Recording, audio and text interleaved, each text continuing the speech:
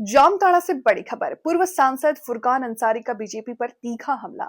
मनरेगा को कमजोर करने और बांग्लादेश मुद्दे पर पीएम से इस्तीफे की मांग। जामताड़ा के चालना गांव में पुल शिलान्यास कार्यक्रम के दौरान पूर्व सांसद फुरकान अंसारी ने मनरेगा योजना को लेकर बीजेपी पर जोरदार हमला बोला।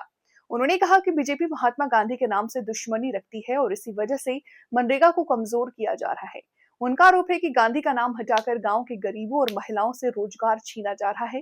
फुरकान अंसारी ने फंडिंग व्यवस्था पर सवाल उठाते हुए कहा, पहले केंद्र सरकार 80% राशि दे रही थी, जिसे घटाकर 60% कर दिया गया। इससे योजना बंद होने की कगार पर पहुंच गई है और ग्रामीण बेरोजगारों का रोजगार खत्म होने का खतरा है।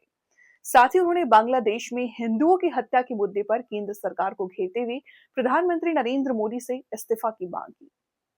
इससे साफ जाहिर होता है कि महात्मा गांधी जी को, महात्मा गांधी के दुश्मन है बीजेपी के लोग। महात्मा गांधी जी का नाम हटा करके नाम बदलना और गांव के लोगों का रोजगार छीन लेना, ये मेन उद्देश्य इनका है। जब हम लोग के समय यह मनरेगा चालू था तो 80% भारत सरकार देती थी और 20% सरकार राज्य सरकार देती थी। अभी इन्होंने कर दिया कि 60% भारत सरकार देगी और 40% राज्य सरकार को देना पड़ेगा। कोई राज्य 40% देने के पोजीशन में नहीं है कि 40% लगा करके इस योजना को चालू करेगा।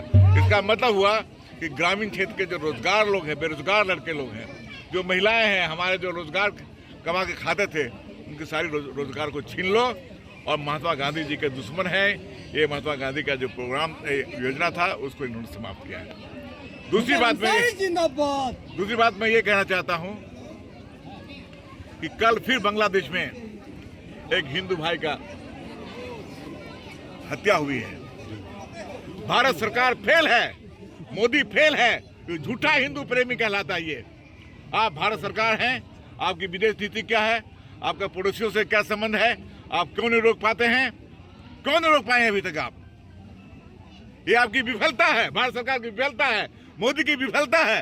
मोदी को इस्तीफा देना चाहिए। आप अगर हिंदुओं को हत्या से नहीं रोक पाते हैं तो आप इस्तीफा दे दीजिए, फिर हम लोग देख लेंगे कैसे इसको हम लोग रोकेंगे। यही मैं कहना चाहता हूँ।